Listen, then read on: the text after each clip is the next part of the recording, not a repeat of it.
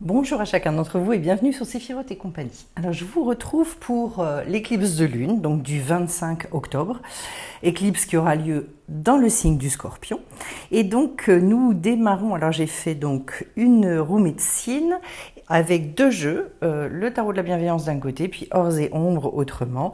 Voilà, pour être en lien un petit peu plus avec la notion de lune. J'ai eu des planètes et des planètes fortes, Uranus, Jupiter, Neptune, Vénus, voilà.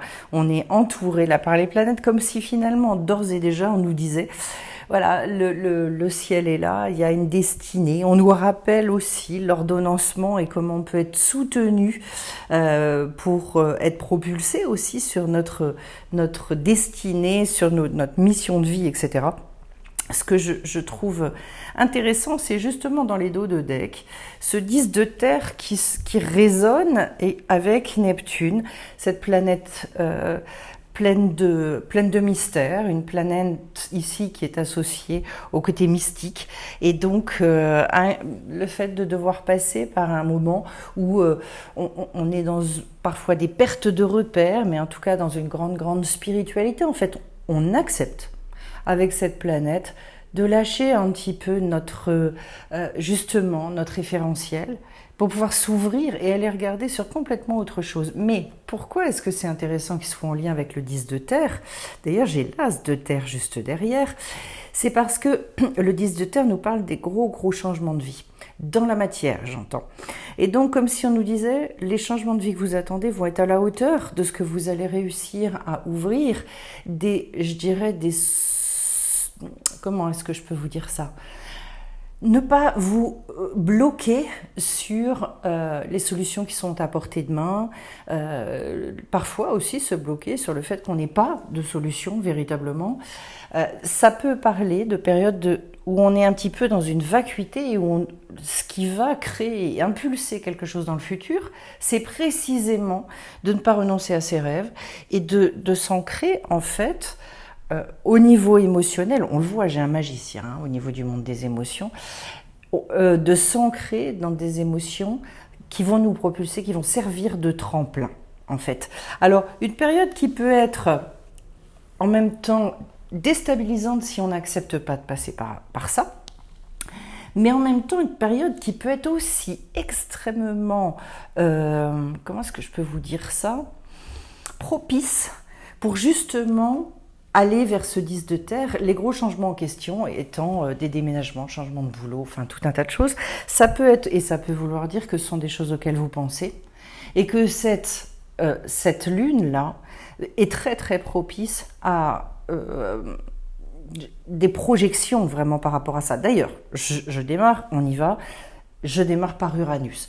Tant que j'y pense, je spécifie quand même que c'est une lune qui se passe, une éclipse en Scorpion, et que donc, dans cette espèce d'axe incroyable, puisque Lune et Soleil sont exactement dans le même axe, dans une éclipse, eh bien, il y a comme si donc l'inconscient, le conscient se rencontraient, donc la possibilité d'accéder à de très grandes révélations avec cette carte d'Uranus qui nous parle de prendre des libertés, de s'aligner vraiment, alors on est aux antipodes avec Uranus du conformisme, puisqu'on est presque plus dans des transgressions, c'est-à-dire j'accepte de transgresser des choses sur lesquelles je me suis appuyée pendant extrêmement longtemps.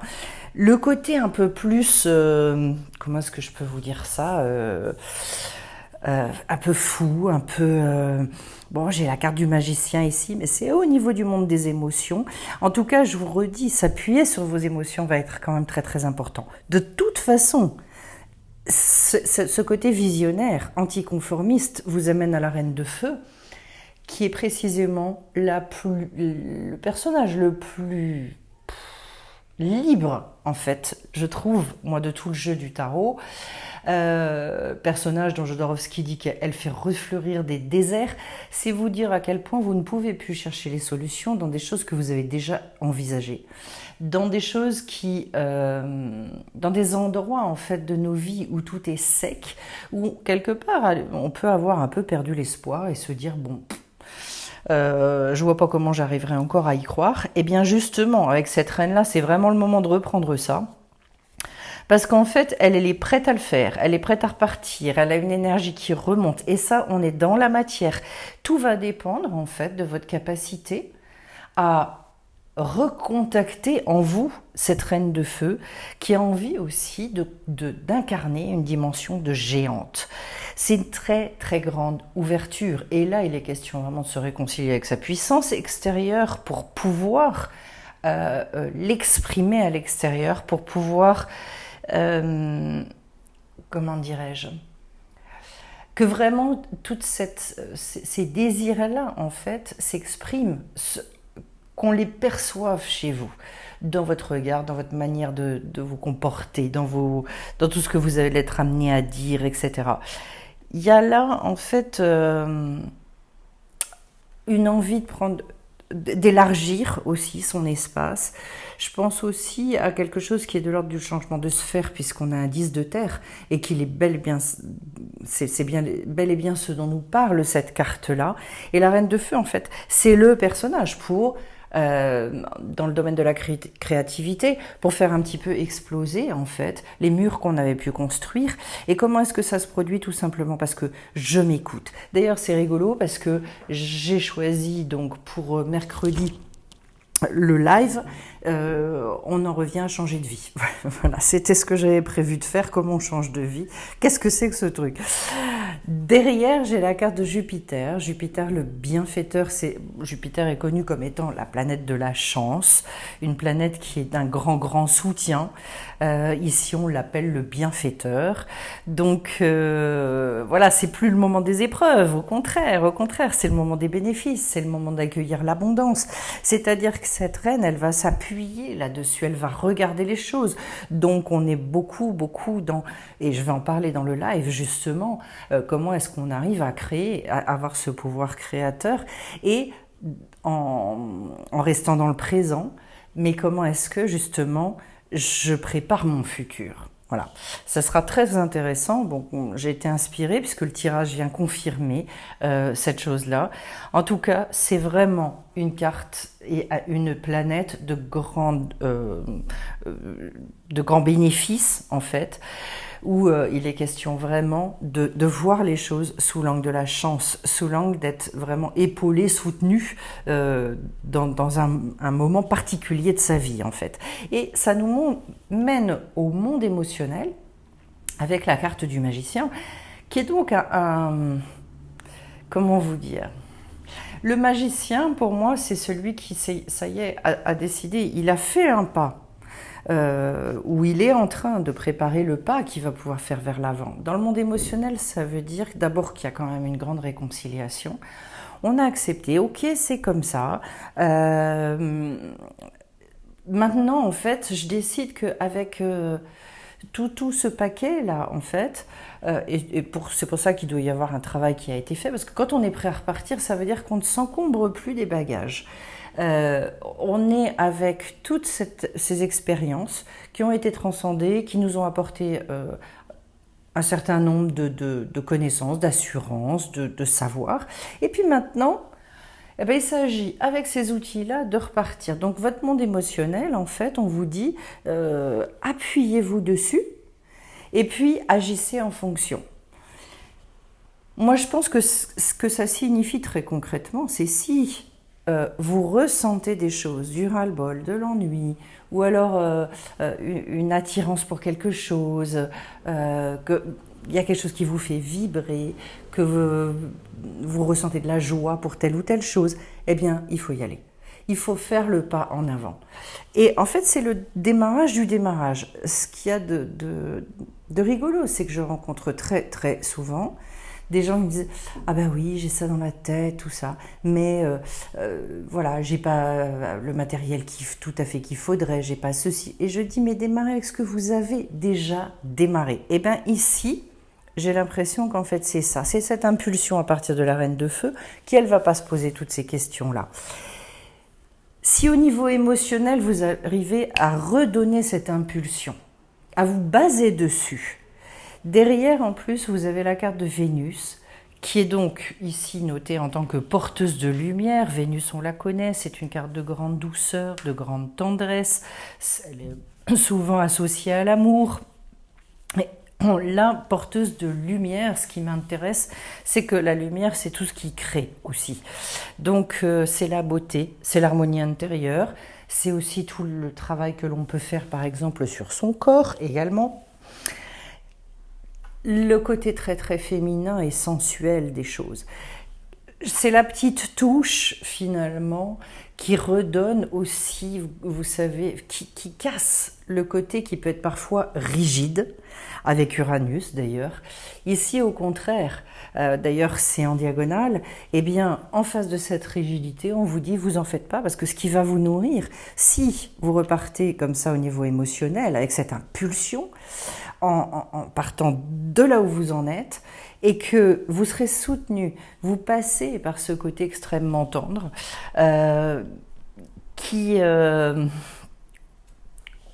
comment est-ce que je peux vous dire ça? Pour moi, c'est une carte d'inspiration. C'est une carte aussi très positive, pour moi qui est assez liée à la destinée également. Et vous voyez qu'on va retrouver, vous avez d'ailleurs, j'ai oublié de vous le préciser, mais sur les 5 cartes ici, vous en avez 3 de bâton.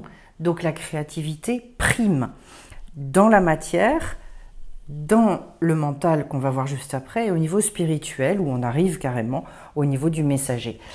Donc, c'est vraiment pour moi se connecter justement avec sa lumière.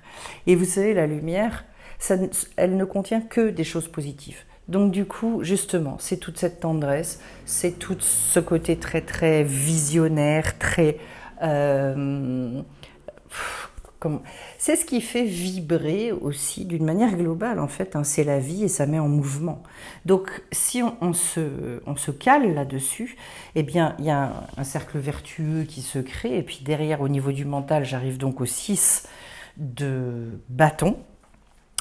Et donc carte très justement d'harmonie, dans la créativité, donc dans quelque chose qui peut vous amener aussi à découvrir un vrai plaisir, une sorte d'extase. Dans le monde du mental, ça veut dire ce sont des périodes hyper porteuses où on a plein d'idées, où tout notre côté créatif est super bien vécu, on est extrêmement heureux de là où on en est, de ce qu'on fait, etc. C'est un moment aussi où en tant que créatif, on rencontre son expression propre. Et donc, ça crée une vraie jouissance en fait.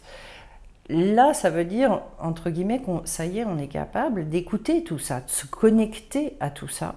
Alors en plus, entouré par Vénus et de l'autre côté, la lecture divine, qui nous parle de langue sacrée. Autrement dit, je vais être capable de transcrire, je vais être capable de mettre en mots, de mettre en forme, de donner forme, donc de rendre concrète ce que je peux recevoir aussi.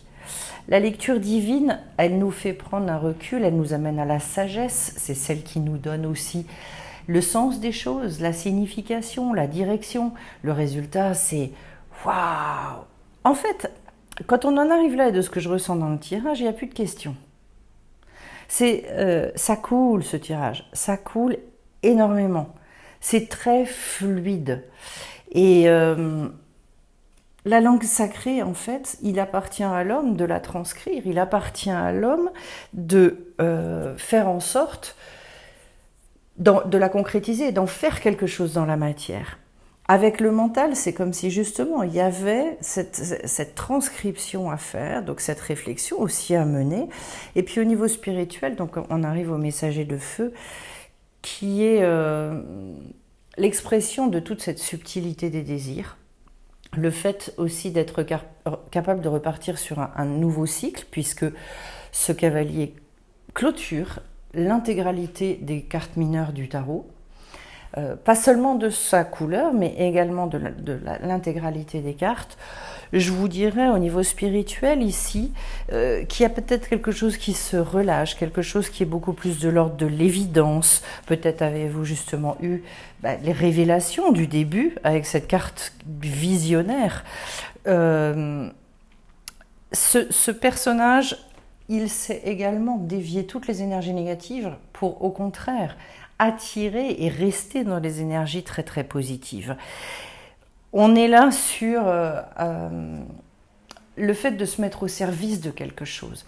Et quand on est au service d'une cause, quand on est au service de quelque chose qui nous porte, ça ne veut pas dire que ce n'est pas une activité tout à fait personnelle, etc., mais où on a envie aussi de donner quelque chose au monde, d'apporter qui on est.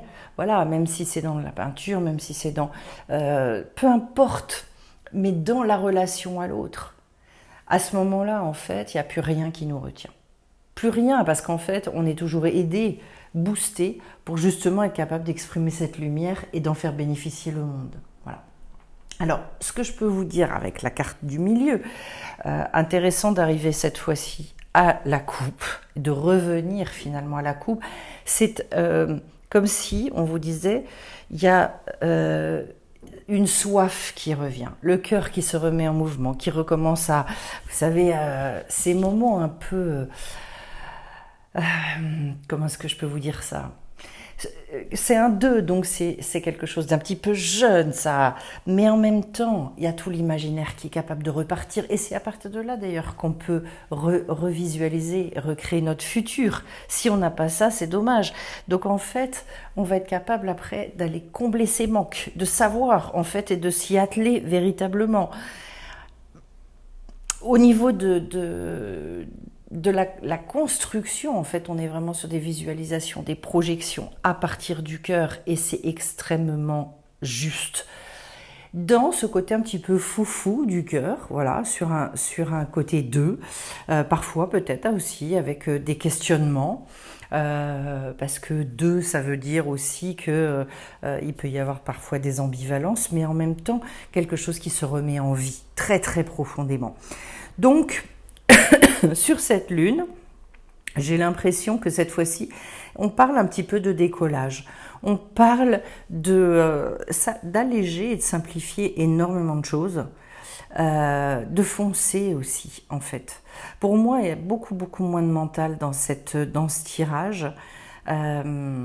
Disons que c'est un mental qui est extrêmement mis au service de concrètement comment est-ce que je peux avancer, ce que je peux faire, etc. Donc du coup, un mental efficace, on va dire. C'est pas un mental qui, comme on le connaît parfois, tourne en rond, se pose des questions, est dans l'atermoiement, est dans le doute. Non. Voilà. Alors, je vais aller prendre, parce que j'aime bien aussi les plantes, donc je ressors mon jeu sur le royaume donc des plantes pour aller rechercher ces énergies qui sont extrêmement puissantes, surtout pour toutes les personnes qui travaillent avec des huiles essentielles. Il y a des fois, ça peut être sympa. C'est inspirant, je trouve. Allez, je vais les tirer. Hop. Des petites cartes. Mais je trouve que là, il y a une énergie qui se fluidifie quand même. Bon, il était temps, parce que il y a eu quand même des périodes où c'était vraiment la galère. Sentez et observez l'harmonie qui règne dans la nature. Mêlez-vous à cette vérité. Voilà. On n'est effectivement pas dans la prise de tête. Votre nature sacrée suffit à tout purifier et transformer en lumière. Alors j'adore les cartes que j'ai prises, donc je vais aller voir un petit peu ce qu'il en est au niveau des messages plus... Donc de la médinyle, ce que je ne connaissais pas du tout. Et donc, je vais aller regarder ça.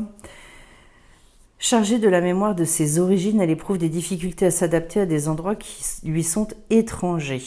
Vous invite, donc le message, c'est de vous inviter à ressentir l'énergie de la nature où elle évolue spontanément et de nous mêler à cette sensation d'harmonie parfaite. Elle vous rappelle par ailleurs que vous êtes intimement liés au grand tout. Vous savez à quoi ça me fait penser, moi ? Puisqu'on vous dit qu'elle ne s'adapte pas forcément n'importe où. Ça me confirme qu'il y a des personnes qui ont besoin de bouger d'endroit. Parce qu'en fait, il y a une chose qui est dite dans la tradition hébraïque qui est extrêmement importante. Ce n'est pas l'endroit qui s'adapte à vous, c'est vous qui vous adaptez à un endroit. C'est pour ça qu'en fait, quand on n'est pas bien quelque part, que ce soit une région, un pays, un appartement, enfin un logement, un boulot, mais le lieu, la notion de lieu est extrêmement importante. Et donc pour certains, ça peut être aussi la remise en question de est-ce que vraiment je suis bien dans mon job, dans ci, dans ça, dans mon entourage aussi. Voilà, je vous parlais de changer de sphère tout à l'heure. Eh bien, regardez, observez à quel endroit est-ce que j'ai envie de faire évoluer cette sphère-là et qu'est-ce qui est autour de moi. Est-ce que je me sens bien chez moi? Ok, d'accord, pas de problème. Est-ce que je me sens bien dans ma région? Ce sont des grosses remises en question, certes, mais vous savez qu'il y a des choses qui ne peuvent pas démarrer tout simplement parce que le lieu, l'endroit n'est pas bon. Voilà. Et la deuxième carte, donc, votre nature sacrée suffit à tout purifier et transformer en lumière. On est donc sur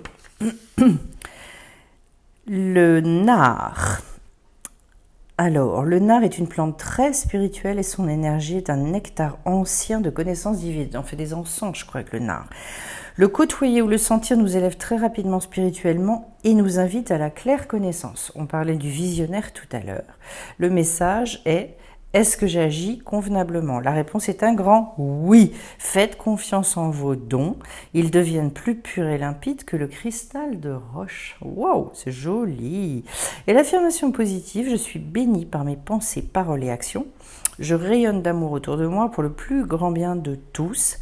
Et je m'élève vers le plus bel état d'être que je suis. Un être aimant et aimé.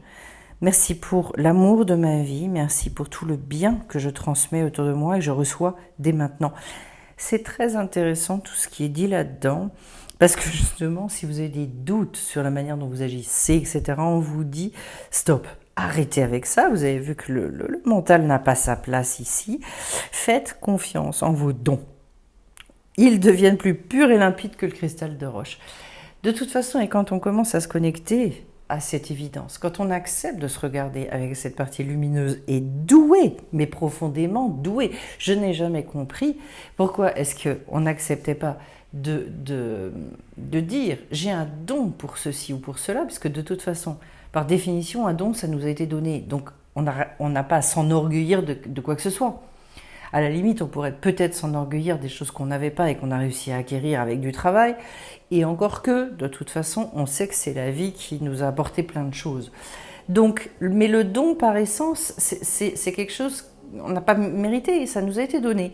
Donc du coup, regardez-les. C'est comme ça. Le résultat, c'est qu'on vous dit effectivement qu'il y a besoin de rayonner tout ça, rayonner cet amour pour le plus grand bien de tous et de s'élever, d'aller... En fait, j'ai envie de vous dire aussi, stop à la médiocrité, stop au fait de se limiter, d'être là en train de se construire des murs et des barrières dans notre tête qui n'existent même pas. Stop au fait de s'enquiquiner. Voilà, j'ai quelqu'un qui me répète souvent que dans l'une des premières fois où on s'était vu en consultation, elle me dit ça m'est resté, c'est la fois où effectivement tu m'as dit il serait peut-être temps de te foutre la paix. Et surtout, tu es parfaite comme tu es. Et ça a été le démarrage et le déclic pour finalement derrière, mais alors, bon, surtout que c'est allé très vite, la personne a appréhendé les choses intérieurement extrêmement rapidement. Ben, le résultat des cours, c'est qu'en fait, sa vie, elle s'est complètement transformée.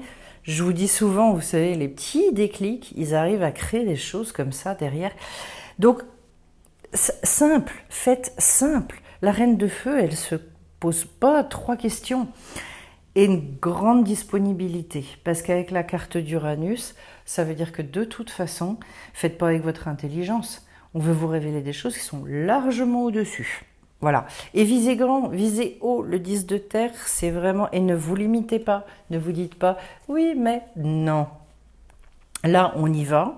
Même si vous n'avez pas les solutions, vous foncez. Jusqu'à ce qu'effectivement, il y ait cette impulsion là au niveau des émotions et de se dire, et basta, quoi. J'ai qu'une vie. Eh bien, voilà ce que je pouvais vous dire pour cette éclipse de lune. Je vais vous souhaiter à tous, justement, de reprendre cette espèce d'élan, là, vers l'évidence. Et puis, je vous retrouve bien vite sur Séphiroth. Merci pour les commentaires, merci pour les petits coucous, les likes, etc., etc. Et à très vite sur la chaîne. Bye bye à tous.